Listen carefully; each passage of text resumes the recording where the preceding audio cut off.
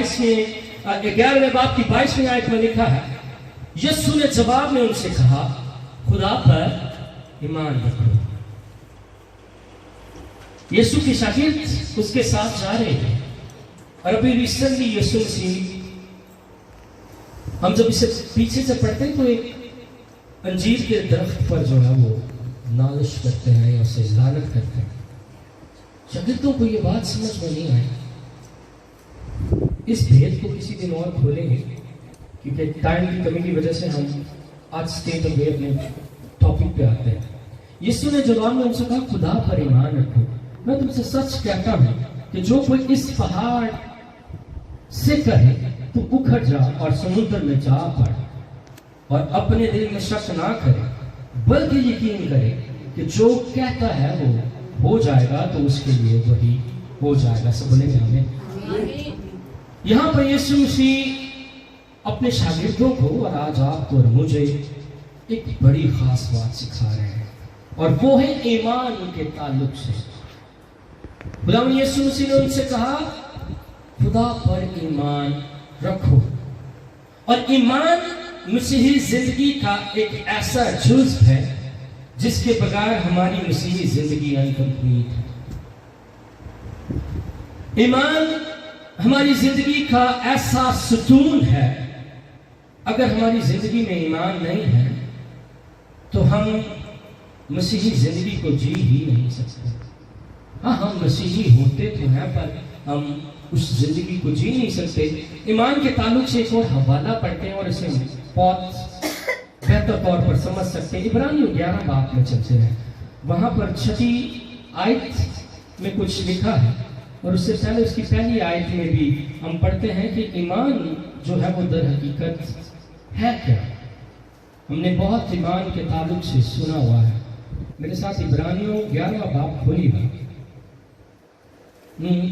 ईमान से और ईमान के ताल्लुक से पढ़ते हैं। यहाँ पर 11वें बाब की पहली आयत में लिखा है, अब ईमान उम्मीद की हुई चीजों का एतमाद और अनदेखी चीजों का क्या है जी? सबूत है। वो चीजें जो आपको और मुझे दिखती नहीं है, पर हमारे ईमान में है। हम उनको कबूल करते हैं और उनको बोलते हैं या उनको रिसीव करते हैं। मसीही जिंदगी का ईमान जो है वो अनदेखी चीजों पर सेट है। और इसी हवाले में अगर हम 6ठी आयत पढ़ते हैं तो हमें और मदद मिलती है समझने के लिए कि ईमान एक ऐसी चीज है जो हमें दिखती नहीं है, पर हम उस पर यकीन कर लेते हैं, हम उस पर एतमाद कर लेते हैं, हम उस पर भरोसा कर लेते हैं। गोया ऐसे कि जैसे ये चेयर है, तो आप जब भी चर्च में आते हैं तो आप फौरन इस पर बैठ जाते हैं। आप सोचते हैं ऐसे चेक नहीं करते कि आप टूटी है या खराब है या दिख जाएगी। जो भी आता है वो फौरन बैठ जाता है। क्यों? क्योंकि उनके अंदर ये एतमाद है कि जब मैं इस पर बैठूंगा तो ये मुझे संभाल लेगी, ये मेरे वेट को बर्दाश्त कर लेगी और मैं इस पर बैठ जाऊंगा। ये एतमाद है। और इसी तरह मसीही जिंदगी का भी एतमाद होता है कि जब आप खुदा पर किसी चीज के लिए ईमान रख लेते हैं तो फिर आपको एतमाद करना होता है, आपको एतकाद रखना होता है कि मेरे लिए हो जाएगा। और मसीही जिंदगी का बहुत बड़ा जुज़ और पिलर जो है वो ईमान है। और इसलिए खुदावंद का बंदा हमें सिखाते हुए इब्रानियों 11:6 में कहता है, लिखा हुआ है, और बगैर ईमान के उसको पसंद आना नामुमकिन है, इसलिए कि खुदा के पास आने वाले को ईमान लाना चाहिए कि वो मौजूद है और अपने तालिबों को क्या करता है? बदला देता है। हम जितने भी आज खुदावंद की हुजूर आए हैं, हमारी जिंदगी में हम बहुत सारी चीजों की तवक्को रखते हैं और बहुत सारी चीजों को हासिल करना चाहते हैं। बहुत सारी मिल जाती हैं और बहुत सारी नहीं मिलती। लेकिन प्रॉब्लम क्या है? जो चीजें हमें मिल नहीं रही या जो हम हासिल नहीं कर पा रहे, हम उस तरह ईमान को प्रोक्लेम नहीं कर पा रहे होते, हम खुदा पर ईमान रख नहीं पा रहे होते। यीशु मसीह ने अपने शागिर्दों से कहा, खुदा पर ईमान रखो। किस पर? अब बहुत सारी चीजें आपके और मेरे गिर्द होती हैं, जिन पर हम तवक्को, भरोसा और तवक्कल कर बैठते हैं। वो हमारा पैसा हो सकता है, वो हमारा घर हो सकता है, वो हमारी गाड़ियां, वो हमारे कनेक्शंस हो सकते हैं, वो हमारा खानदान हो सकता है। मेरा बड़ा बड़ा खानदान, मेरे इतने भाई हैं, मेरे पास ये है, मेरे पास वो है। बाज़-औक़ात इंसान खुदा पर भरोसा करने की बजाय अपनी पोजेशंस पर भरोसा कर बैठता है, अपनी जात पर भरोसा करता है कि मैं ऐसा कर सकता हूं, मैं ये कर दूंगा। हाँ, अच्छी बात है, अपने अंदर कॉन्फिडेंस होना, ट्रेनिंग लेना, खुदावंद का काम करने के लिए पढ़ना, और जो कुछ खुदा ने आपको दिया उसमें भरना बहुत अच्छी बात है। लेकिन ईमान किस पर रखना है? खुदा पर। और बगैर ईमान के उसको पसंद आना नामुमकिन है, इम्पॉसिबल। इट्स मीन कि कोई पॉसिबिलिटी नहीं है किसी भी ईमानदार मसीही जिंदगी में कि अगर वो यीशु मसीह के पीछे चल रहा है और उसकी जिंदगी में ईमान नहीं है, वो महज बोल रहा है कि हाँ ऐसा हो जाएगा और दिल में शक करता है। बहुत लोगों को मैंने अक्सर बात करते हुए सुना है, जब उनकी जिंदगी में मुसीबत, परेशानी, दुख आती है, पता नहीं खुदा कटेगा कि नहीं कटेगा, पता नहीं ऐसा होगा कि नहीं होगा। खुदा ऐसा कर देना, खुदा ऐसा कर देना तो ऐसा हो जाएगा। एक्चुअली हम उस वक्त अपने ईमान की नफी कर रहे होते हैं।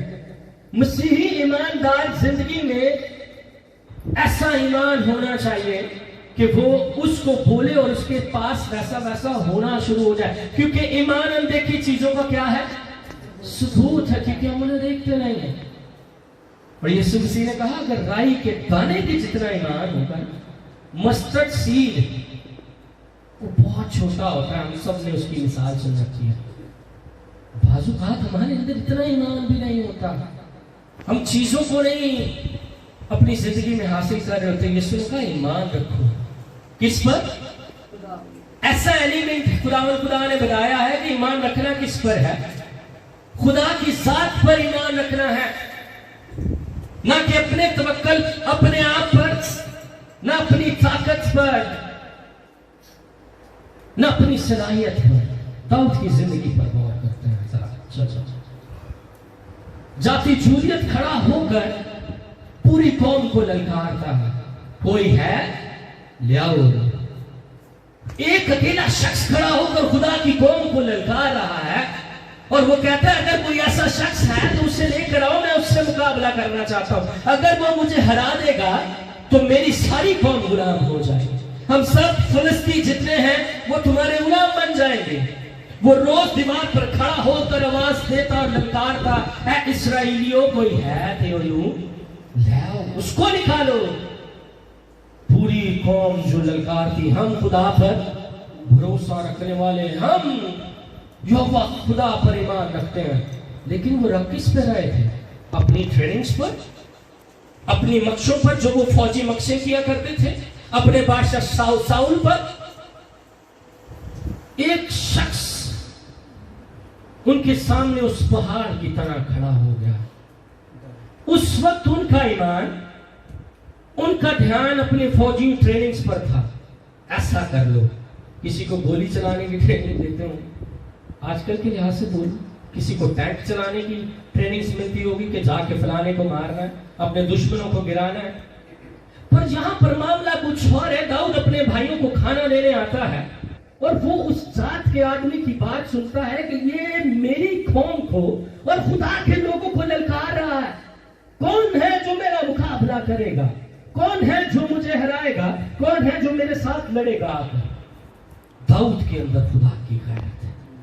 दाऊद खुदा की गैरत से भरा हुआ है, वो खुदा के ईमान से भरा हुआ है, क्योंकि वो जानता था कि जब मैं जंगल बियाबान में भेड़ चराया करता था तो खुदा ने मुझे जोर बख्शा, में जाकर अपनी भेड़ों को शेरों के, रीछों के मुंह से लेकर आ जाता था, क्योंकि उसको इस बात का ईमान था। वो खुदा के नाम से जाता है, और जैसे ही उसने सुना उसके दिल में कुछ होने लगा है, उसका ईमान जो है वो उसके अंदर खोलने लगा है, और वो ये सोचने लगा है कि कौन सा ऐसा दिन आए कि मैं ऐसे बताऊं कि मैं कौन हूं, क्योंकि वो खुदा का बेटा है। वो किस पर ईमान रखता है? खुदा पर उसका तवक्कल है। सारी कौम फौजों को ट्रेनिंग दे रही है, कोई उनको कुछ सिखा रहा है, कोई उसको कुछ सिखा रहा है, ऐसे मारना है, वैसे मुकाबला करना है, ऐसे गिराना है, ऐसे हमलावर होना है। लेकिन दाऊद जो है वो किसी और सिमत में जा रहा है।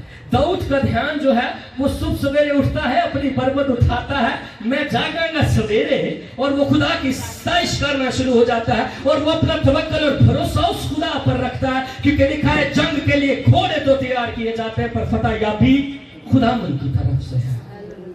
और वो अपना ध्यान खुदा पर रखता है। उसने अपनी सिचुएशंस को नहीं देखा। वो बहुत बार ऐसी सिचुएशंस में पड़ा है, लेकिन वो सिर्फ तकता है तो किसको? यीशु को तकता है। नौजवान लड़का है, इतना जोर नहीं होगा, बॉडी बिल्डर भी नहीं होगा। आजकल तो जो बॉडी बिल्डिंग करते हैं वो समझते हैं भाई तगड़े ऐसी सूर में वो बड़ा वेट चुक लेते हैं, या वो अपने अंदर इस कॉन्फिडेंस में चल रहे होते हैं कि हम रेसलिंग कर सकते हैं, हम लड़ सकते हैं, हमारे अंदर जोर है।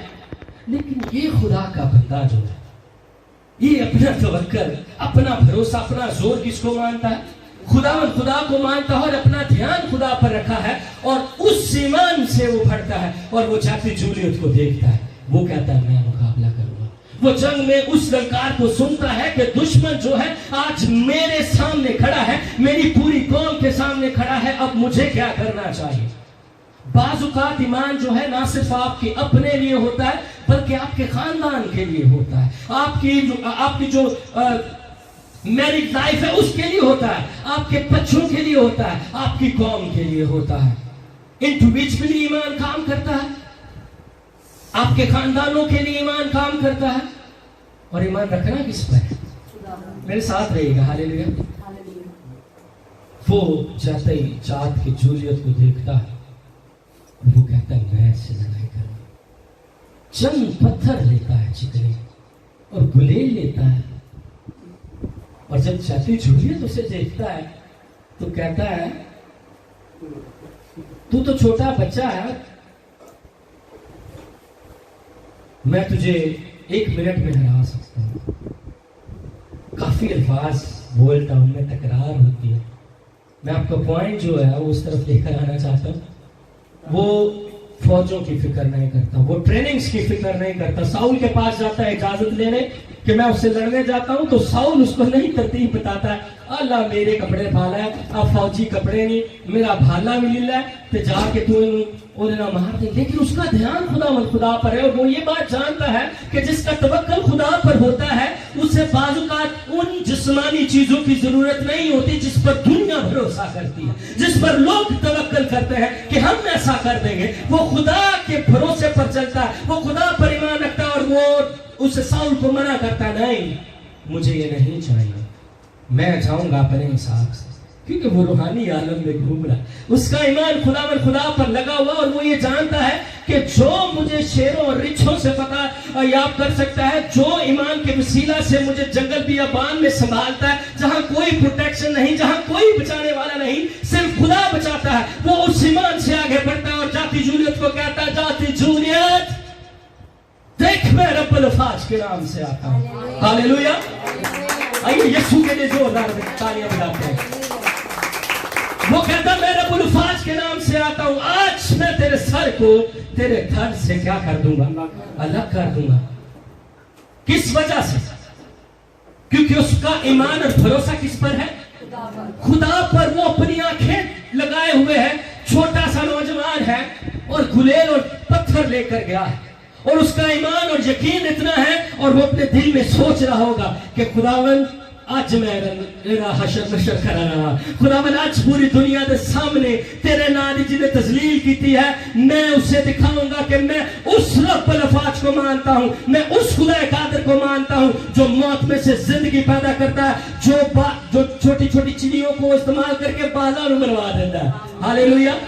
क्योंकि उसके अंदर ईमान है, और उसका भरोसा और यकीन खुदा पर है। उसका ध्यान उसकी सिचुएशंस पर नहीं है, उसका ध्यान उस पहाड़ पर नहीं है। बाजुकात आपकी और मेरी जिंदगी में जो हमने पढ़ा है कि जो कोई इस पहाड़ से कहे तो उखड़ जा और समुद्र में जा पड़, और अपने दिल में शक ना करे बल्कि यकीन करे, जो कहता है वो हो जाएगा, तो उसके लिए वही होगा। उसने उस पहाड़ को नहीं देखा जो चाची जूलियत एक पहाड़ की तरह है। अगर हम आज देखें तो नामुमकिन सी बात लगती है, सोच और समझ से बाहर है, अकल गवारा नहीं करती। इंसान का ज़हन इस बात को तस्लीम करने पर अमाता नहीं होता कि छोटा बच्चा चाची जूलियत को, जो कद में बहुत बड़ा और जोरावर है और जंगी सूरमा है, जो बहुत सारे लोगों को मार चुका है, और उसकी दहशत इतनी है कि कौम बनी इस्राएल की सारी फौजें जो है उसके सामने पस्त हो चुकी हैं और हौसले ही छाड़ देते हैं, हौसले ही उन्होंने तोड़ दिए हैं। और इंसान जंग लड़ने से पहले तब हार जाता है जब वो अपना हौसला छोड़ देता। उसने उनको मारने का इरादा ही छोड़ दिया, लेकिन ये आया है नौजवान, इसने इरादा किया है, इसका तवक्कुल किस पर है? खुदा पर। और इसने उस पहाड़ को नहीं देखा और उसने दिल में ये सोच लिया है और वो एलानिया इकरार करता है कि जाती जूलियत, आज तेरा सर जो है वो मेरे हाथ में होगा। और वैसा ही हुआ।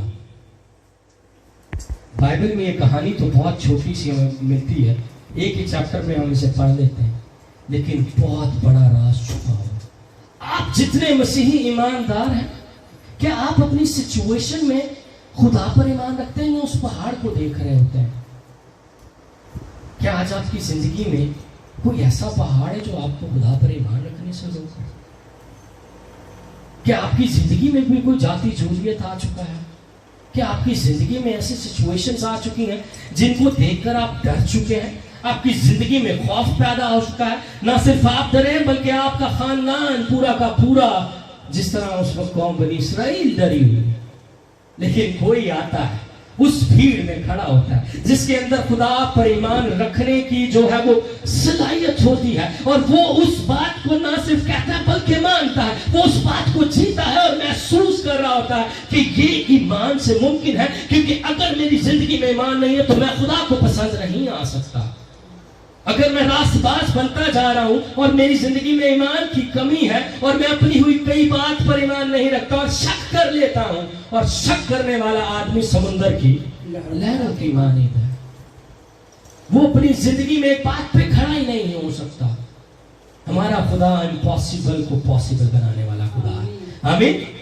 हम ऐसे खुदा को मानते हैं जो चीजों को ऐसे बुला लेता है जैसे पहले से मौजूद हो। आज हम अपनी जिंदगी पे गौर करते हैं, आपकी जिंदगी में कौन सा पहाड़ है? कोई ऐसा पहाड़ है जो आपके ईमान पर ही बैठ गया? बहुत सारी तफसीर करते हैं इस पहाड़ के ताल्लुक से, खादमी सब बहुत अच्छा कलाम सुनाते हैं। क्या कोई ऐसा पहाड़ जो आपको खुदा को देखना ही नहीं दे रहा? क्या वो पहाड़ आपके पैसे का है? क्या वो पहाड़ आपकी पोजेशंस का है? क्या वो पहाड़ आपकी बीमारी का है? क्या वो आपकी सिचुएशन का ऐसा पहाड़ है जो आपको इस बात पर सोचने पर आमादा ही नहीं करता कि आप जिंदा खुदा के बेटे और बेटियां हैं? जिन्होंने मसीह को कबूल किया अब उन पर सजा का हुक्म नहीं है।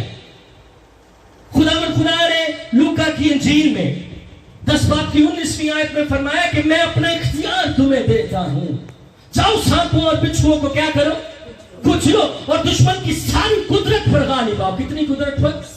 सारी की सारी कुदरत पर गालिब आओ। यीशु मसीह ने अपना इख्तियार हमें दिया है, और हम उस पहाड़ को देखकर डर जाते हैं, हम खौफ ज़दा हो जाते हैं, हमें ईमान पर खड़ा नहीं होना आता, हम डर जाते हैं। खुदा कब निकालेगा? खुदा पता नहीं कटेगा भी कि नहीं कटेगा।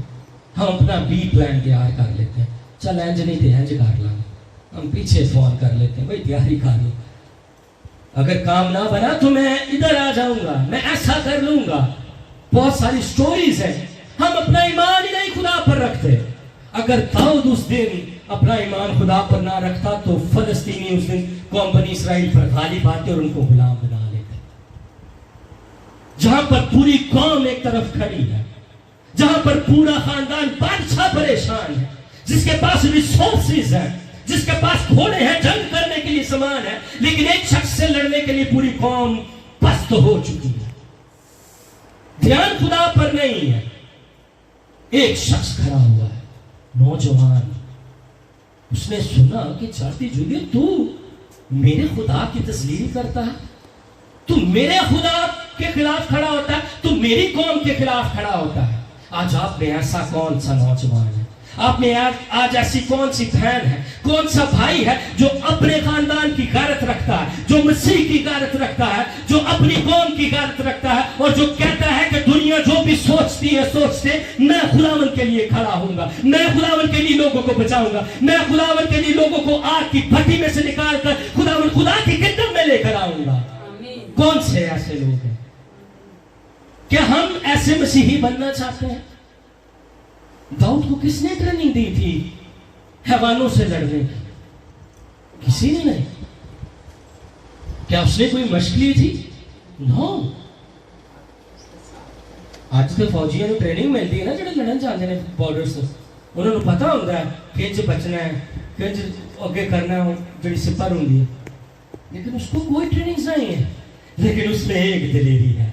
वो कहता है जाती जूलियट मैं तेरे कद को तो नहीं जानता, जाती जूलियट तूने कितने बंदे मारे हैं, तू कितना खौफ ज़दा है, तू कितना लोगों पर तेरा खौफ छाया हुआ है, तू कितना लोगों को डरा कर रखता है। मैं तुझे नहीं जानता, पर मैं एक बात जानता हूं। मैं किसके नाम से आता हूं? मैं रब्बुल फाज के नाम से आता हूं। और वो खड़ा होता है और उसी वक्त उसे मारता है। आमीन। आज आप कहां पर हैं? क्या कोई ऐसा पहाड़ है जो आपकी जिंदगी में है?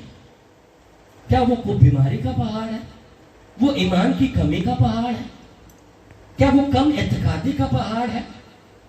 क्या वो आपके लैक ऑफ कॉन्फिडेंस का पहाड़ है, जो आपको खुदा की खिदमत नहीं करने देता, जो आपको लोगों तक अंजील का पैगाम नहीं पहुंचाने देता?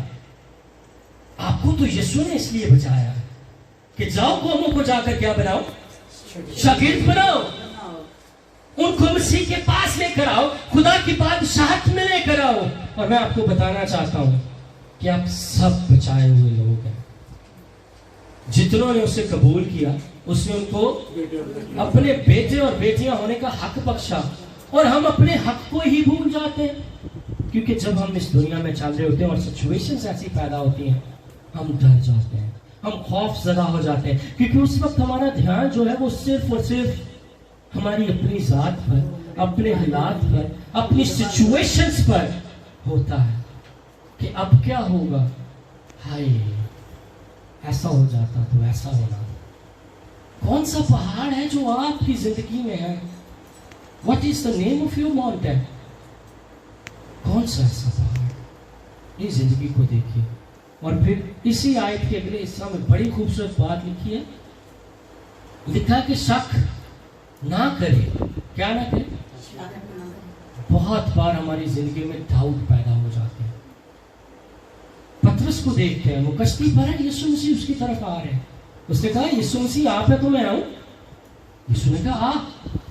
जब तक पतरस यीशु मसीह को देख रहा है और उसका जाविया यीशु मसीह की तरफ है, उसने अपनी आंखें यीशु पर लगाई हुई है और उसका ध्यान दुनिया से हटा हुआ है, उस तूफान से हटा हुआ है, और उस कश्ती में क्या होकर गुजरा है और क्या होने वाला है उसका ध्यान उससे हटा हुआ है। और उसकी नजर सिर्फ किस पर है? यीशु पर उसकी नजर है। और जैसे ही वो यीशु को तकता है तो वो क्या करना शुरू हो जाता है? पानी पर चलना शुरू हो जाता है। That is impossible. ऐसे ही पानी पर चलना इंसान के लिए ना मुमकिन है, लेकिन वो शख्स पानी पर चलना शुरू हो गया। वो आपकी और मेरी तरह इंसान था। एलिया हमारा तबीयत इंसान था, उसके बारे में नहीं पढ़ते। उसने किया क्या है? वो जो राई के दाने के जितना ईमान है, यीशु के साथ रहते रहते जो उसका बिल्ड हुआ है, उसके मौजूदों को देखते देखते जो उसका इत्काद बहाल हुआ है, जो उसका ईमान कुव्वत पकड़ा है, और उसने उस ईमान से यीशु को देखना शुरू किया। उसने देखा नहीं कि लहरें हैं। मैं समझता हूं कि एकदम उसका फोकस दुनिया से हट गया। वो सिर्फ यीशु को देख रहा है। यीशु ने कहा आ जा, और वो चलना शुरू हो गया। हालेलुया।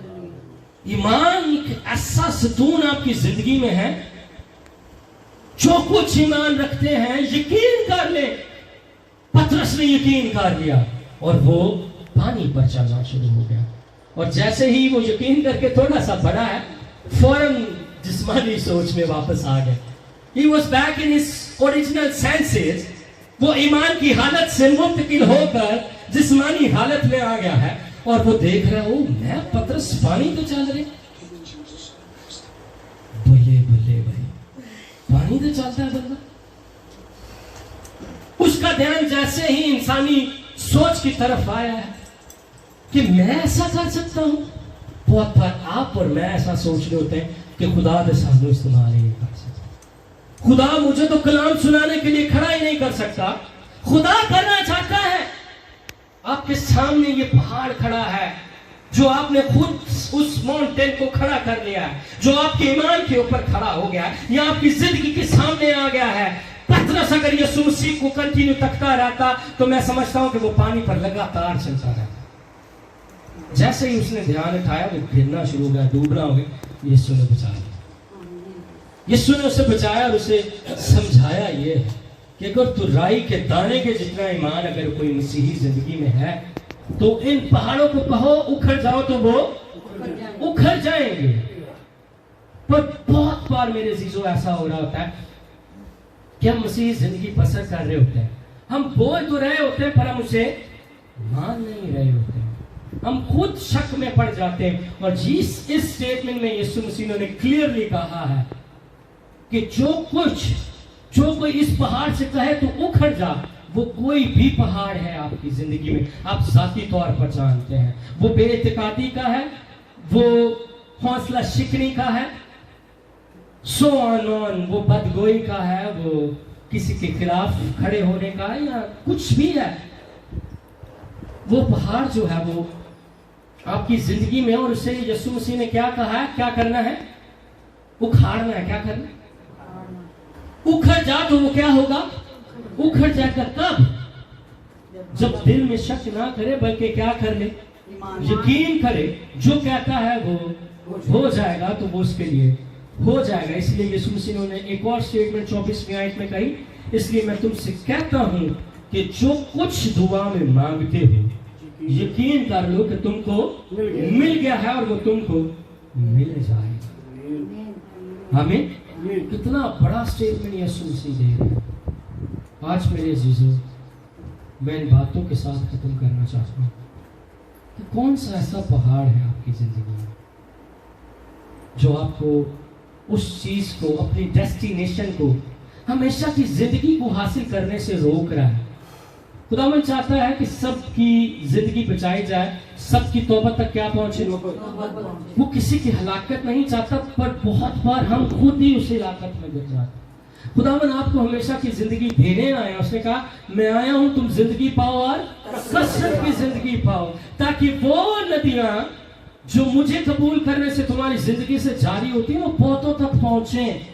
आमीन। सो खुदावंद आपको आपको आपको आपको हर एक को इस्तेमाल करना चाहता है। आइए खड़े होते हैं, आइए इस पहाड़ के खिलाफ बोलना शुरू करते हैं, अपनी सिचुएशन के खिलाफ बोलना शुरू करते हैं, उससे बोले कि उखड़ यीशु के नाम से। कोई ऐसे हालात है आपको पस्त किया हुआ है, आपको घेरा हुआ है, आपके ऊपर है, आपको दबाव में डाला हुआ, से कहे उठ यीशु के नाम से, निकलना नहीं जिंदगी से, बोलना शुरू करें। कई ऐसे हालातों को, ऐसी बीमारी को निकल यीशु के नाम से। हालेलुया। ऐसे हालातों को तब्दील कर सकते हैं आप, क्योंकि आपका ईमान किस पर है, यीशु पर है। आपका ईमान खुदावंद खुदा पर है।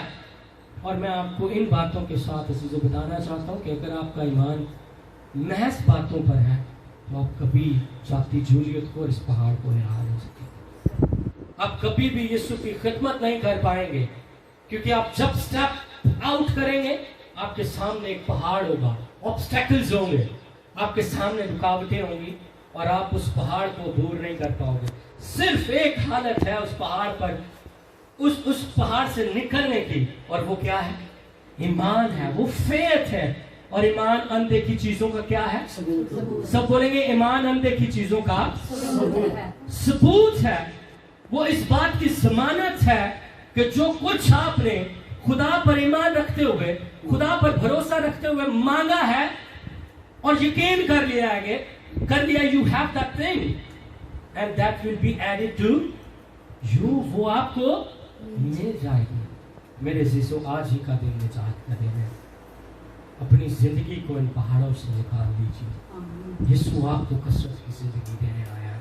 वो ना सिर्फ आपको इस शहर में बुलंद करना चाहता है, इस्तेमाल करना चाहता है, बल्कि वो आपको बहुत सी कौमों में इस्तेमाल करना चाहता है। एक दाऊद ने उस दिन जाति जूलत को हराया है और नस्लें गुजर चुकी हैं। आज भी हम दाऊद को क्या करते हैं? याद करते हैं, उसकी दिलेरी को और उसके ईमान को। आज भी हम पतरस को याद करते हैं, उसकी दिलेरी को, उसके ईमान को। पहले जो कुछ हुआ उसकी जिंदगी में, लेकिन जब उसने यीशु मसीह के साथ खड़े होने का इरादा कर लिया और ईमान रख लिया, तो यीशु मसीह ने उसे कुंजियां दे दी। क्या दे दी? कुंजियां दे दी यीशु मसीह। उसने कहा ये चाबियां हैं, जो कुछ तू आसमान से खोलेगा वो खुल जाएगा, और जो कुछ तू बंद करेगा वो बंद हो जाएगा। जो कुछ आप इस जिंदगी में, जहां मैं एक आज पढ़ा था कलाम मुकद्दस में लिखा, जो कुछ तुम मुत्तफिक होकर बांधोगे वो बंध जाएगा, और जो कुछ आप खोलोगे वो खुल जाएगा। और आपके पास इख्तियार है मेरे से अपनी सिचुएशन को हिलाने, अपने उस पहाड़ से बाहर निकलने का। अपने आप को कमजोर मत समझिए, अपने उस पहाड़ से डरिए मत, खौफजदा मत होइए, खड़े होइए और ईमान खुदा पर रखें। और वो यूसुफ को इतने साल के बाद सरफराजी दे सकता है, तो वो आपको भी सरफराजी दे सकता है। वो उसे कैद में से निकाल सकता है, वो उसे कैद में रोया के तवस्सुस से इस्तेमाल कर सकता है, तो वो आपको आपकी कैद में इस्तेमाल कर सकता है। सिर्फ ईमान रखना है, लेकिन खुदा उसके साथ साथ, क्योंकि वो अपना ईमान भरोसा खुदा पर रखे हुए था। सो आज इन बातों को अपने दिल में लीजिए, दिलेर हो जाइए। आप ऐसी कौम नहीं है जो हारे हुए हैं, जो पस्त हुए हैं, जिनके पास हौसला नहीं है। कौमा या जोश बेचते बादशाहियां अभी गा रहे थे। वो कौन सी कौम है? वो वाली कौम है जो ईमान में मजबूत होती है, और वो जो यगानगत में मजबूत होती है, जो ईमान में एक होकर खड़ी होती हैं, और वो हर एक तूफान का मुकाबला करने के लिए उनका ईमान काफी होता है। वो जिस्मानी तौर पर कमजोर जरूर होते हैं, वो बदनी तौर पर कमजोर जरूर होते हैं, पैसे की किल्लत जरूर होती है, पैसे की कमी जरूर होती है, कोई वडेरे होंदे ने जोर की कमी नहीं होती, लेकिन जब ईमान होता है तो खुदावन अपने खादमों को हमारे और शोलों की तरह क्या करता है?